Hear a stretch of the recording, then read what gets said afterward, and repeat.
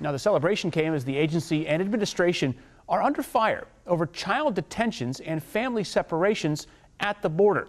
Now, the administration has been court-ordered to reunite more than 2,000 kids separated from their parents by July 26. But last week, we're in August now, remember, last week the Department of Health and Human Services, HHS, said 565 kids are still separated from their families. Let's bring in Colby Itkowitz of the Washington Post, who covers health for the paper.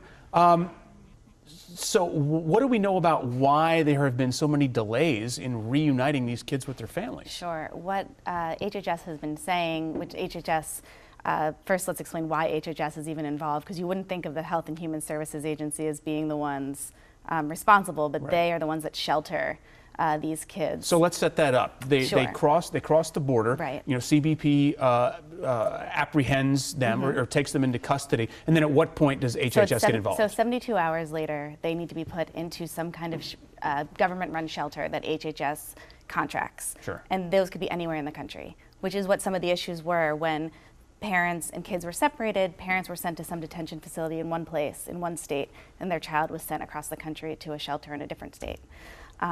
So HHS now has been under the gun because of this judge order that you mentioned to get parents and kids reunited, and yet HHS says that they can't locate some parents. Some 300 parents have been deported. A lot of these parents claim to have signed documents agreeing to leave, not realizing what they were signing, not realizing that it meant leaving their children behind. And there's been no movement really on that last 500 or so reunifications in the past couple of weeks. So a big part of your reporting in the last week has been to cover this hearing that just recently took place at the Senate Judiciary Committee. And that came out of a report that, correct me if I'm wrong here, basically summed up that HHS was saying, look, not enough is being done after these children are put with a sponsor, after they leave HHS custody. Not enough is being done to ensure their safety after that point. Right, and so let's also set that up. What HHS does is an adult sponsor living in the United States, usually a parent, sometimes an aunt or uncle, a brother, sister, a family friend, can sponsor a child living in a shelter to come live with them. Okay. And that is true of all undocumented minors. So or not undocumented, unaccompanied minor, Sure. rather. So if you cross the border without an adult, you get put into a shelter.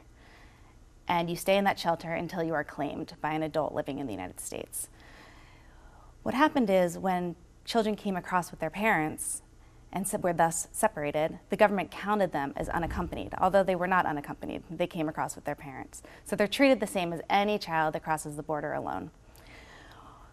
In 2014, we had tens of thousands of children crossing the borders alone, overburdening the system. Now you had the separation policy that put an additional burden on the system.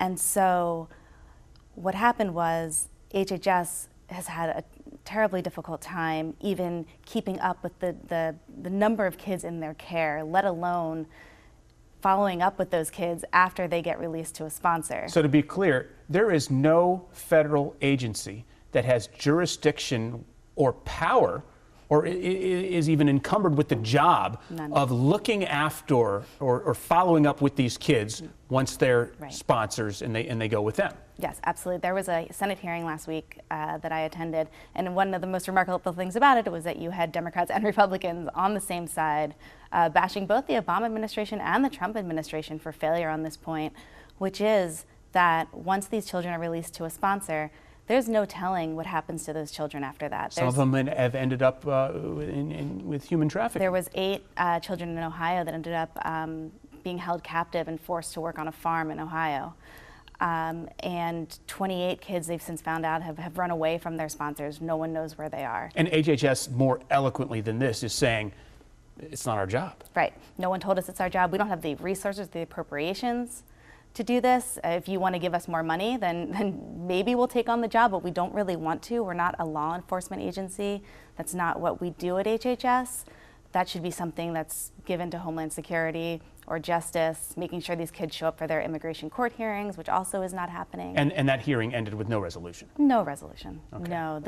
So the problem will persist? Yes. Okay. Colby Itkowitz, health reporter for the Washington Post. Appreciate your time. Thanks for coming in to talk with us about this. Thanks so much. Okay. Take care.